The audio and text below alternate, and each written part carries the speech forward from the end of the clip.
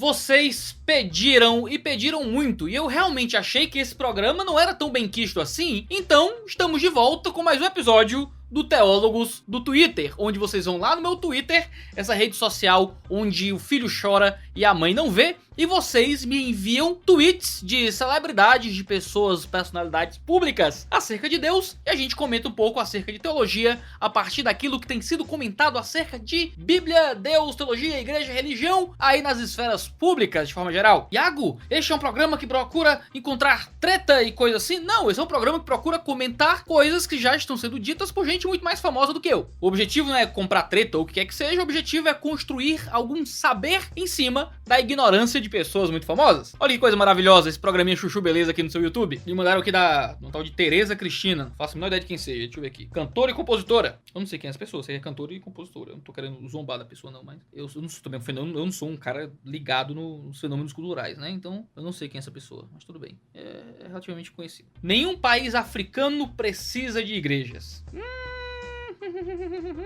Ai. E eu sei de onde é que veio isso aqui. Veio de alguma coisa envolvendo o BBB. Que tinha alguém do BBB, que negócio de África aí. Eu não sei porque eu não acompanho programa que...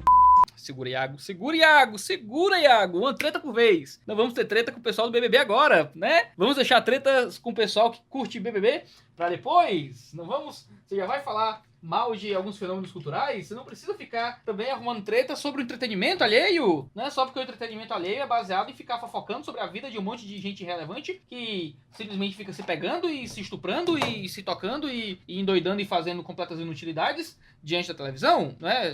Segura, seu égua. Isso é uma declaração profundamente ignorante, certo? Primeiro que o cristianismo é profundamente africano, certo? Quem é o maior teólogo, por exemplo, da história do cristianismo? Segundo muitas pessoas, é um cabra chamado Agostinho de Hipona, que era um africano. Você tem a famosa escola de interpretação de Alexandria, que vem da África. O cristianismo cresceu profundamente na África. Já existem muitas igrejas na África e já existem países africanos em que a maioria da religião do país é cristã. E o trabalho social que tem sido desenvolvido na África por igrejas, sejam protestantes, sejam católicas, tem sido imenso. Aí quem diz aqui que nenhum país africano precisa de igrejas, vai substituir esse pessoal lá? Vai lá dar comida, vai dar remédio pra malária, vai alimentar e ajudar quem tá na miséria? Isso é uma palhaçada. É uma palhaçada você dizer que... Sabe o que Tem que segurar, porque aqui é um programa de gente decente, correta, honesta, boazinha. Eu sou do bem.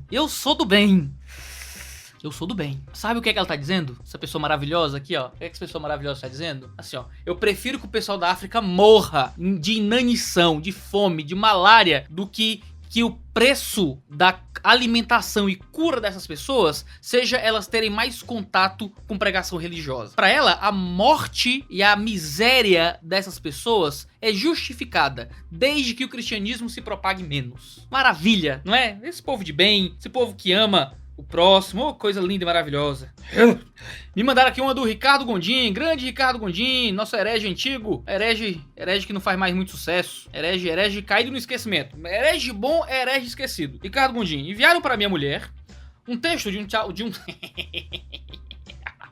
enviaram pra minha mulher um texto de um tal de John Piper, né? Um tal de John Piper, que ninguém sabe quem é um dos maiores pregadores do planeta, né? Um tal de John Piper. Olha a boçalidade desse indivíduo. Calvinista dos USA. Ele diz que Deus mandou o Covid, está no controle e sabe o que faz. Portanto, todas as mortes são uma bênção enviada pelo Senhor. Esse Deus é meu demônio.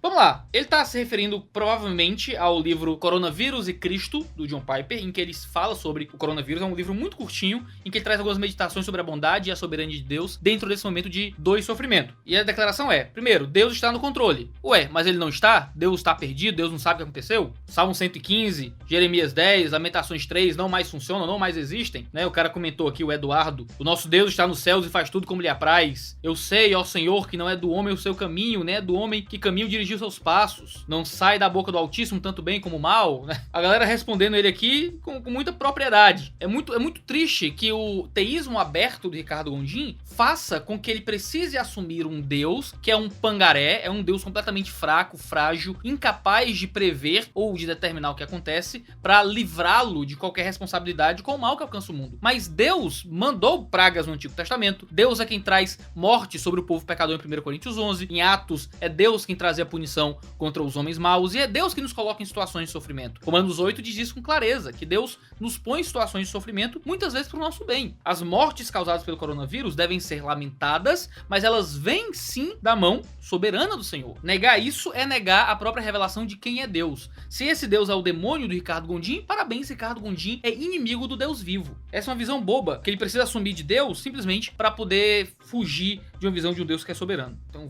é o ser uma só carne, a gente tem que ser um com ele, sabe? Com ele nós temos que ser um. Por isso que somos deuses aqui na Terra, porque somos um com ele, nosso espírito com o espírito dele se conecta e viramos um. E o espírito que habitou em Jesus. Por isso que ele fala, obras maiores que essa. Por que eu me submeto a isso, Gabriel Tuller? Gabriel Tuller, por que eu me submeto a esse programa? Eu tô lembrando, Gabriel Tuller, por que é que eu não gravo mais esse programa? Entendeu? Eu tinha esquecido.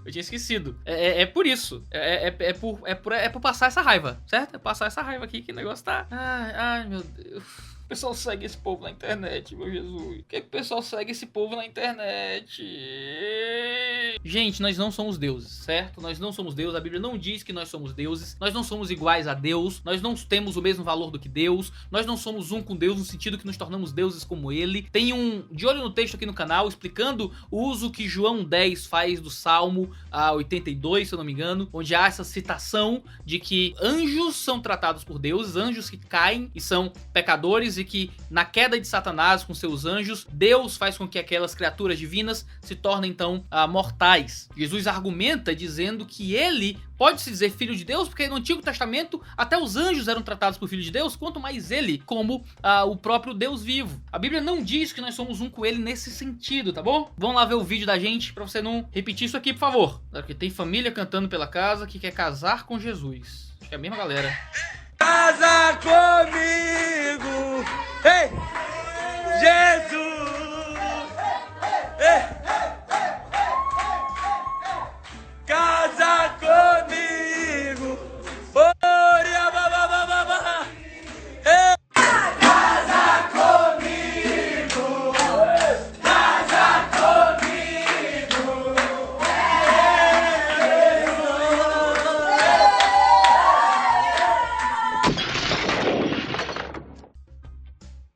Você não pede pra casar com Jesus, tá bom? Vamos combinar aqui, vamos fazer um trato aqui só entre nós. Você não canta pra casar com Jesus. Vamos só deixar isso combinado pra começar, certo? Certo, nós somos noiva de Cristo, teremos as bodas do Cordeiro. Isso é uma linguagem extremamente judaica pra falar do encontro que teremos com o Senhor pra sempre, de que haverá uma festa, uma comemoração. Mas casa comigo, Jesus casa comigo. Eu não sei se essa é a melhor abordagem musical pra se referir àquilo que é o nosso relacionamento com o Senhor. É um pouco bizarro? Certamente é um pouco bizarro. É creepy. Cringe, qual é a melhor terminologia jovem aí pra falar desse negócio aqui? Tudo bem. Vamos pra próxima, né? Vamos pra próxima. Mandaram aqui o Damares Alves, olha só. Foi Deus quem o levantou para governar essa nação. Deve estar falando do nosso querido Bolsinho. Estamos juntos hoje e sempre, presidente. Bora que temos uma pandemia para enfrentar. Muita notícia boa para ser anunciada. Presidente Jair Bolsonaro, estamos firmes com o Senhor. Olha que coisinha maravilhosa. Vamos lá. Foi Deus quem levantou o Bolsonaro para governar essa nação? Certamente. Romanos 13 diz que toda a autoridade provém do Senhor. É Deus quem põe as autoridades lá. Tanto as boas quanto as más. No Antigo Testamento, a gente lê que Deus é quem levantava reis maus sobre o povo. Ou seja, é Deus quem colocou o Bolsonaro lá? Sim. Assim como foi Deus que colocou a Dilma lá. Assim como foi Deus que colocou o Lula lá. Assim como foi Deus que colocou o FHC lá. Ainda foi Deus que colocou o Temer lá. Foi Deus quem colocou Hitler lá. Certo? Deus é soberano sobre todos os líderes que são colocados lá. Isso significa que esses líderes são aprovados por Deus? Não. Soberania não significa vindicação, aprovação, imprimatur divino. Ou seja, Deus coloca líderes lá, do mesmo jeito que Deus permite o mal no mundo, do mesmo jeito que Deus enviou o coronavírus, Deus pode ter enviado o Bolsonaro. A soberania divina não significa aprovação divina. Lembre disso. Foi Deus quem levantou Bolsonaro para governar a nação? Foi. Isso significa que nós não podemos também ser usados por Deus para tirá-lo de lá? Podemos também. O que vai dizer se Bolsonaro é aprovado por Deus ou não é a sua política. E pelo que nós estamos vendo, ele não está sendo aprovado. Tanto em sua esfera individual, como alguém que se diz radicalmente cristão, mas que na verdade tem um comportamento completamente oposto ao comportamento da fé. Ele segue algumas pautas conservadoras, que seriam cristãs, mas o seu comportamento não é um comportamento cristão. E o seu tipo de política tem sido aterrador, terrível. E existem as mais variadas acusações de corrupção, de tentar gerir todo o Estado em prol da sua própria família. Então, Deus ter colocado o Bolsonaro lá não faz com que o Bolsonaro seja alguém que não pode ser criticado. Tem um aqui interessante aqui que é um comentário. Um cara comentou dizendo: o único salvador da terra, Jesus Cristo. Um cara postou e alguém verificado não compartilhou. Pro islamismo é Maomé, pro budismo é Buda, pro candomblé e umbanda os orixás, pro hinduísmo Krishna. Mas a visão eurocêntrica e o preconceito resultam no achismo cristão que só eles existem no mundo e que têm a verdade absoluta. Foi a partir disso que eles mataram milhões. Vamos lá, sim, para o islamismo é Maomé, certo? Para o budismo é Buda, mais ou menos. Buda é o salvador da terra. Eu acho que essa é uma má compreensão do que o budismo é, porque não existe, meio que não existe salvação no budismo, certo? O budismo não tem Deus, o budismo é um pouco diferente, ele é mais místico. Para o candomblé e para a umbanda são os orixás. Os orixás são salvadores na umbanda e no candomblé? Eu acho que não, porque o candomblé e a umbanda apresentam uma visão sincrética que mistura elementos do cristianismo. Eu acho que eles ainda interpretam Jesus Cristo como uma entidade salvadora. Eu não sou lá um grande conhecedor de religiões afro, queria ser mais, mas eu acho que os orixás não são os salvadores da terra para a umbanda. E pro hinduísmo, Krishna seria o salvador. Eu também não sei dizer se está certo ou está errado. Mas esse segundo ponto aqui é o mais interessante. A visão eurocêntrica. Primeiro, quem disse que visão eurocêntrica, gente? Quem disse que o cristianismo é europeu? O cristianismo nasceu no Oriente Médio, nasceu na Galileia, em Judá, se propagou pela África e pela Ásia Menor. E então ele começou a crescer na Europa. Defender o cristianismo não é uma visão eurocêntrica, é uma visão muito mais mesopotâmica. Jerusalém, por exemplo, a Galileia não é na Europa, até onde me consta. A Galileia é na Europa? A Galileia é na Europa, gente. Eu vou pesquisar pra não falar essa besteira. Esse aí também nunca ouviu falar na igreja etíope, na igreja copta, que são tão antigas quanto qualquer outro movimento cristão. Tratar como eurocentrismo, defender o cristianismo como uma verdade absoluta, é bobagem. E agora, dizer que só a gente existe no mundo? Bobagem. A gente sabe que existem outras religiões no mundo e estamos em diálogo interreligioso antes de você nascer, patrão. E que nós temos a verdade absoluta. Sim, acreditamos nisso. Os islâmicos acreditam que tem a verdade absoluta. Budistas acreditam nisso. O povo do candomblé acredita nisso. Os hindus acreditam. E você também acredita, ô Renan? Você acredita que tem a verdade absoluta de que nós somos errados. E se você tá defendendo que nós estamos errados na nossa declaração, você tá defendendo uma verdade que também tem que ser absoluta. A ideia de verdade é absoluta. Se ela é relativa, deixa de ser verdade. É uma percepção. Se é verdade, o conceito de verdade cobra alguma absolutização real do que é certo e do que não é. Eu acredito que o cristianismo é, de todas as religiões, a que mais dá evidências de acordo com a realidade de que possui a verdade. Se você crê no contrário, não é contra o conceito de verdade que você tem que apelar. É usar uma verdade que apresente uma visão alternativa àquilo que a gente acredita. Agora, dizer que foi a partir disso que nós matamos milhões, aí é bobagem, certo? Você confundir guerras intimamente políticas em um período profundamente religioso com guerras necessariamente religiosas é extremamente bobo. Não vale nem a pena comentar demais. Me mandaram aqui do Descende Brasil. Já foram 6.500 salvações hoje. Os céus estão em festa. Não! Como é que você conta salvação, gente do céu? Como é que você sabe? Como é que é? Levantei a mão, fui salvo. 6.500 pessoas levantaram a mão, 6.500 pessoas foram salvas. Isso não existe! A salvação não pode ser averiguada dessa forma. Paul Washer já fala disso há muito tempo. Essa cultura do decisionismo, onde alguém levanta a mão, você conta quantas mãos foram levantadas, ninguém nunca vai para uma igreja por discipulado, e você conta como salvos. Essa cultura de levantar a mão e ir à frente só serve pra isso, pra marketing religioso no Twitter. Não dá pra saber quantas pessoas foram salvas. Ora, dessas 6.500 pessoas que foram salvas no Descende Brasil, uma delas foi o Bolsonaro, por exemplo, que levantou a mão e aceitou Jesus lá no Descende. Quantos outros Bolsonaros podem não estar aqui no mesmo processo de simplesmente levantar a mão, ir na frente e nunca mais mudar de vida? Isso é bobagem. Você não conta a salvação, senhor do céu. Tem um aqui sobre essa mulher do BBB que fez missões na África. Caio Gomes. Eu não tenho nada contra a Rafa. Nem conheço ela, quer dizer. Mas não consigo aceitar que essa visão missionária, que tem toda uma ligação com destruição de cultura local, seja vista como um lado positivo.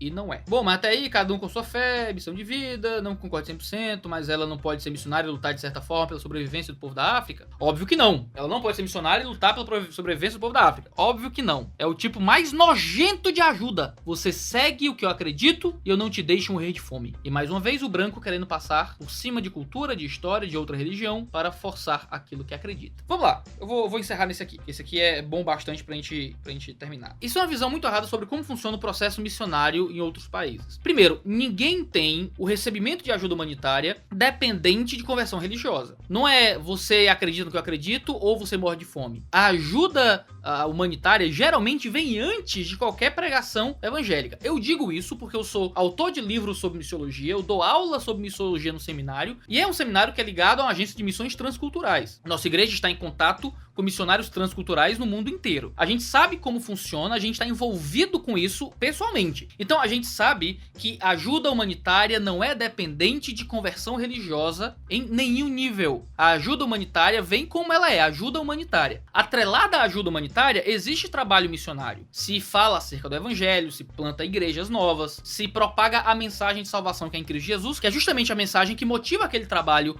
humanitário. Ou seja, há uma mentira aqui. Ninguém tá dizendo você vai morrer de fome se você não acreditar em Jesus. A gente entrega comida sem pensar em nada, sem cobrar nada de volta. E depois de alimentar gratuitamente, arriscando a vida, gastando dinheiro, movendo o próprio tempo em direção a pessoas necessitadas, que não vão devolver em nada aquilo que receberam, há um tempo também de pregação do evangelho, de propagação das verdades que se acredita serem da Sagrada Escritura. Isso está relacionado também com destruição de cultura de forma nenhuma. Os livros de missiologia gastam muito tempo falando sobre os níveis de adaptação cultural que são necessários para que você possa transmitir o evangelho respeitando os fenômenos da cultura local. Sobre vestuário, sobre música, sobre língua, sobre percepções de cosmovisão. Passa-se mais tempo em silêncio do que falando durante muito tempo no processo missionário. Muitos missionários demoram de 1 a 2 anos antes de começarem a pregar dentro de novas culturas, porque eles precisam absorver algo da cultura para poder então transmitir a verdade religiosa que eles acreditam, que é também a mensagem que eu acredito, que é a ideia de que Jesus morreu e ressuscitou pelos nossos pecados, para aquela cultura, sem ofender os padrões culturais que já estão entranhados naquela comunidade. E depois que os missionários pregam essa mensagem, a ideia é que as igrejas que surjam lá sejam igrejas autóctones, é o termo técnico para igrejas geridas pelos próprios membros da cultura, porque eles vão saber aplicar e interpretar a mensagem do evangelho àquela cultura de uma forma melhor do que um estrangeiro faria. Então, o esforço missionário moderno é um esforço de respeito cultural imenso. Tanto que é um esforço que tem quase que chegado ao extremo do multiculturalismo, de achar que todos os fenômenos culturais são igualmente válidos e tudo mais, mas já é outro debate. De longe, isso é uma inverdade acerca do que existe no trabalho missionário. Dizer que esse é o tipo mais nojento de trabalho humanitário é uma loucura. É uma loucura. É dizer que eu não quero que missionários transmitam uma verdade religiosa para uma cultura que está ouvindo e transmitindo verdades religiosas há muito tempo, uma cultura como culturas de outros países estão dentro do mercado de ideias, dentro da sua subcomunidade há muito tempo. Eles ouvem e transmitem aquilo que acreditam para todo mundo. O que é isso? É colocar a galera agora num cativeiro intelectual em que eles não podem ouvir uma ideia diferente da ideia que eles acreditam, e que isso é destruir a cultura local, como se eles fossem obrigados agora a se submeterem porque o homem branco chegou lá numa caravela. A gente não tá mais em 1500, gente. A gente não tá numa cultura de poderios políticos e religiosos totalmente intrincados, onde as missões religiosas eram também missões de desbravamento e o índio tinha que ser catequizado, e a gente não tá mais nessa cultura. A gente tá num tipo de cultura missionária completamente diferente, que é adaptada ao nosso contexto, muito mais pluralista e muito mais respeitador à cultura do outro do que coisas dos séculos passados, que, de novo, é muito fácil condenarmos estando no século XXI, sem ter a mentalidade de 1500, de 1600. E já pelo século XVIII e XIX, essas coisas mudaram muito dentro do contexto de missões protestantes. Principalmente pós William Carey, pós David Livingstone, que se adaptaram à cultura do povo que eles iam pregar o evangelho. Então, o Caio Gomes está completamente errado e lendo de forma muito falsa aquilo que é o esforço missionário no mundo todo hoje, tá bom? Esse foi mais um Teólogos do Twitter. Quando tivermos o próximo Teólogos do Twitter, a gente avisa no Twitter. Então, por favor, me siga no Twitter. Lá a gente avisa quando a gente vai ter uma nova sessão de Teólogos do Twitter. Não adianta você ficar me enviando aí um monte de tweetada do povo. Eu tenho que abrir um tweet com a imagem dizendo, olha, mais um Teólogos do Twitter. É lá que você vai colocar pra gente continuar conversando, tá bom? Deus abençoe a todos vocês. Fique em casa se você puder, lave suas mãos, use máscara, se inscreve aqui no canal, dá like, compartilha aquele negócio todo. Que Deus abençoe a todos vocês. Valeu, negada. E tchau, tchau. Alexandria na África, meu Deus. Agora eu fiquei com dúvida. Alexandria. Egito, tá aí. Tá certo. África mesmo. Meu Deus, foi horrível.